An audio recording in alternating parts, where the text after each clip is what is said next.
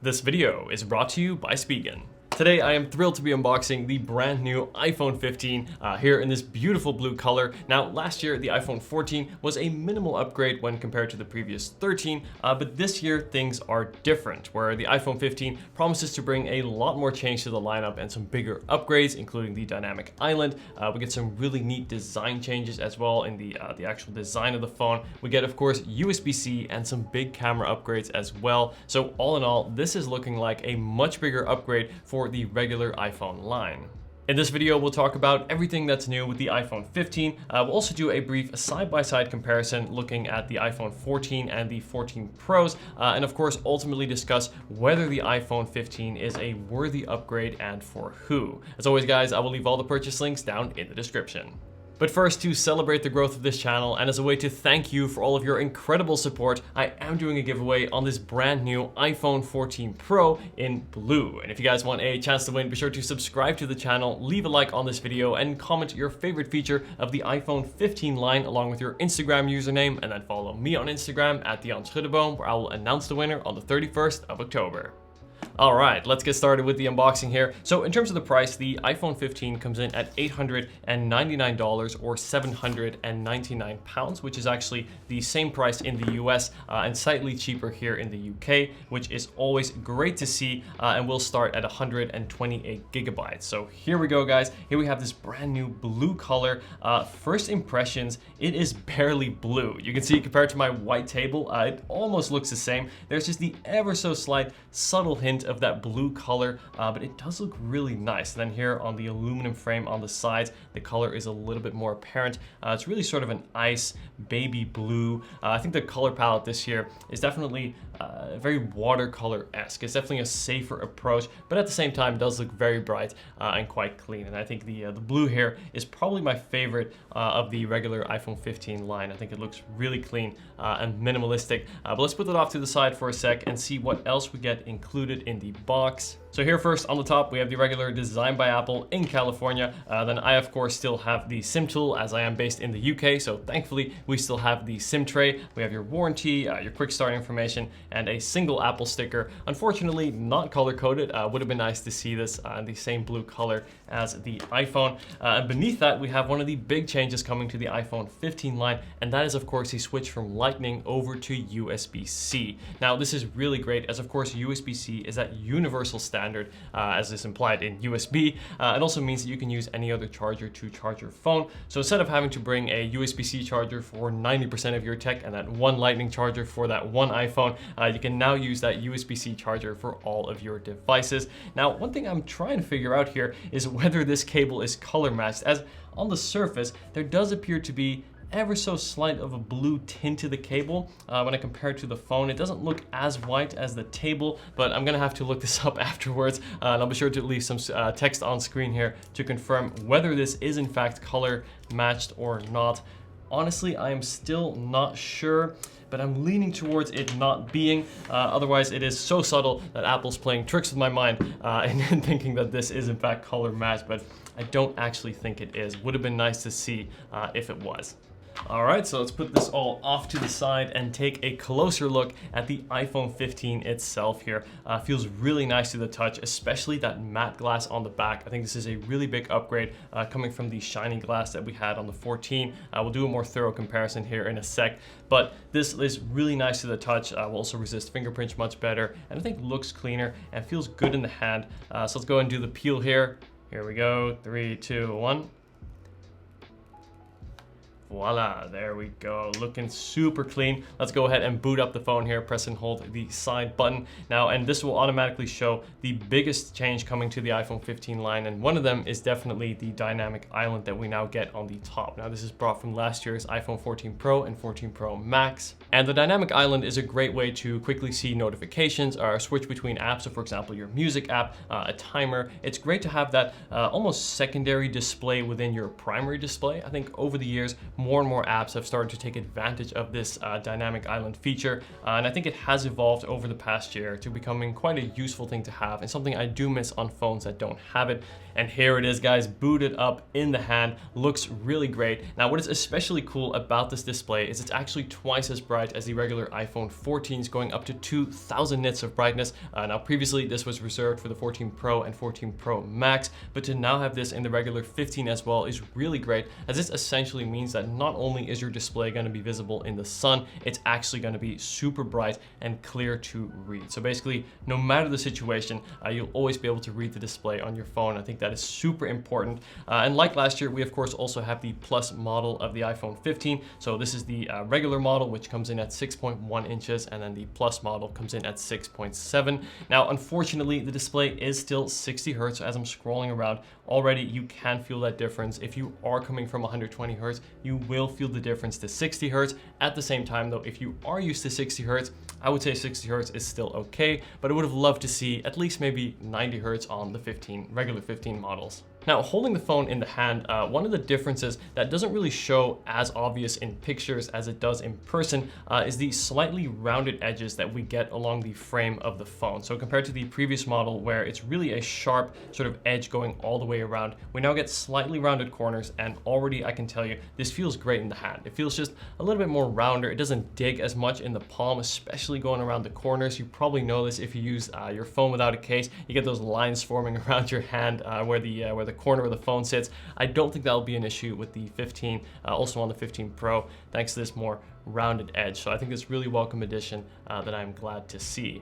And then here on the back, we have also a brand new camera system. Now, it may look similar to last year, but on the inside, it's actually very different. And that's because it finally upgrades that old 12 megapixel sensor to the 48 megapixel sensor that was first introduced with the 14 Pro from last year, and uses quad pixels to take much higher resolution and better detailed 12 megapixel photos. Now, I will do a very thorough camera comparison, comparing it to the last year's iPhone 14 as well as the 14 Pro, to see how much better it is or where it stacks up between those two. But either way, this is a big upgrade, not just in resolution, but also in detail and dynamic range as well. Now, before we do a brief side-by-side comparison between the iPhone 15 and the previous iPhone 14 and talk about whether it's upgrading and for who, let me introduce you to Spigen's slim line of protective and stylish cases for the iPhone 15. The Ultra Hybrid MagFit and the Ultra Hybrid MagFit S work with your MagSafe accessories and use DuraClear technology to stay clear over time. Plus, the MagFit S also has a really neat built-in stand, and this allows you to prop up your phone while still wirelessly charging all at the same time. Super useful, especially if you're traveling on the go. And then for a more utilitarian look, there is the Mag Armor MagFit, which now features this really unique chevron pattern, which not only feels great to the hand, but also looks really cool and is of course fully MagSafe compatible as well. Then to really stand out, there is the Ultra Hybrid MagFit 01, which gives a futuristic look, really great detailing on the back showing the inside of your iPhone 15, and of course also retains that MagSafe compatibility. And then to charge, the One Tap Pro MagFit is probably the ideal way to do so. It has nice and strong magnets, so all you have to do is just place your phone and then it automatically aligns to charge. And then on the go, the OMAG ring is not only a handy way to add more grip to your phone, but since it rotates 360 degrees, you can also use it as a stand to prop up your phone, and it can also be instantly added or removed just like that. If you'd like to add some accent color to your iPhone, the Ultra Hybrid comes in a range of colors, all featuring that DuraClear technology for lasting clarity, and is a great way to mix and match with your brand new iPhone 15. So to protect and add functionality to your brand new iPhone 15, be sure to check out this fantastic line of cases and accessories from Spigen via the links in the description. Okay, so now I want to do a brief design comparison between the iPhone 15 and last year's iPhone 14. So here we go. I'm going to put them side by side. You can see there are definitely some similarities. So we have the same sort of diagonal two-lens camera system. Colors are very different. So of course we have midnight, and then we have the blue, which is of course a much lighter color here as well. Now let me do a quick comparison to see the actual dimensions of the phones themselves, because if I put them side by side, it does appear that the 15 is ever so slightly more narrow and actually a little bit taller, I would say. So maybe a little bit more narrow, a little bit taller. Then in terms of the thickness, it's going to be difficult to assess because of the camera bumps. But if I put them on a table, It feels very similar. Maybe the 15 is ever so slightly thicker, but very similar indeed. Though of course, thanks to those rounded corners, this will mean that your iPhone 14 case probably won't work on the iPhone 15, but you do really feel those rounded corners. And I'll do my best to sort of capture this on the camera here, where you get that much sharper edge on the iPhone 14 and a slightly more curved feel here on the 15. And while I think the sharper edge does look cool, I think it certainly has an industrial feel and look to it. From an ergonomics perspective, your hands, of course, it doesn't sit as comfortably in the hand, and already just from holding the two side by side, the 15 feels much more comfortable in the hand, especially if you're going to be using it for many hours at a time, like many of us do. And then here on the front, a good moment to highlight the difference between the typical notch and then the dynamic island on the iPhone 15. So again, the dynamic island does take up a little bit more screen space in terms of it coming a little bit lower than the notch, but overall is smaller, does look a little bit cleaner, and again, just gives the phone a more modern feel, though I do look forward to the day where they completely eliminate the notch and just have an underscreen camera once the technology catches up.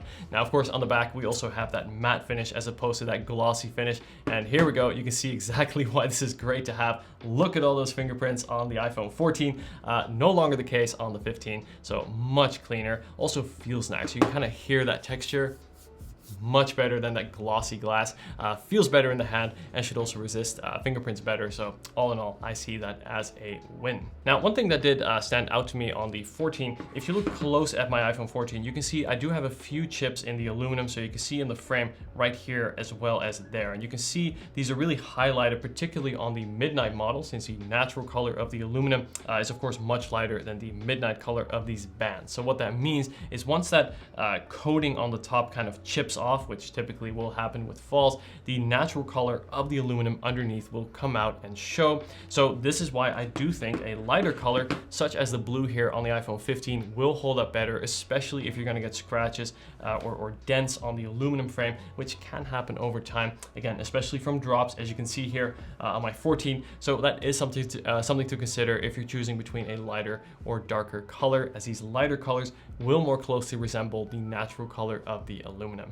In terms of the processors, the A16 chip on the iPhone 15 will probably last around 6 to 7 years of software support and security updates, which is far ahead of anyone else in the industry, and that's of course one of the unique selling points of the iPhone is their incredible longevity and software support, and that A16 chip will likely last 1 to 2 years longer compared to the A15 chip found on the iPhone 14. Now, in terms of battery life, Apple quotes the same 20 hours of video playback. On my iPhone 14 with typical mixed day-to-day use, I got anywhere from 7 to 8 hours of screen on time, which is to say that it can last me an all day, but if I have an say a whole work day and then I'm going out in the evening, then it can get a little bit tough, and that's where a quick top up is good to have and often needed. Unfortunately though, that charge isn't too quick since it only supports up to 20-watt charging, and that is the same for the iPhone 15. I would have loved to see Apple introduce at least the 27 watts that we get on the Pro line, or even something like 35 or 40 watt to allow for true fast charging.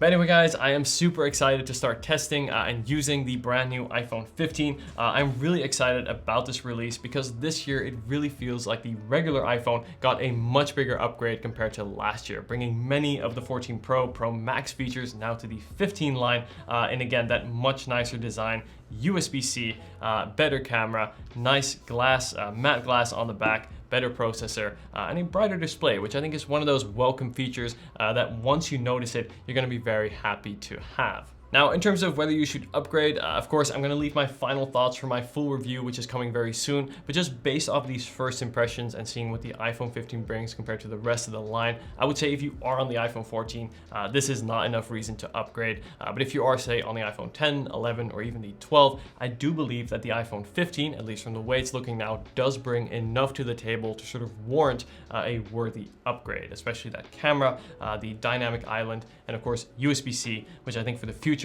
is a pretty big deal. So based on my initial impressions, I gotta say this looks like a really good value iPhone, and if that is what you're after, I would definitely keep an eye on the iPhone 15. But anyway guys, let me know if you have any questions at all about the iPhone 15 or what you'd like me to cover in my full review video coming soon, as well as my comparisons to the other iPhone lineup, and of course the S23 or perhaps any other Android phones as well. Thank you so much for watching guys. I hope you enjoyed this video, and I'll see you in the next video. Take care.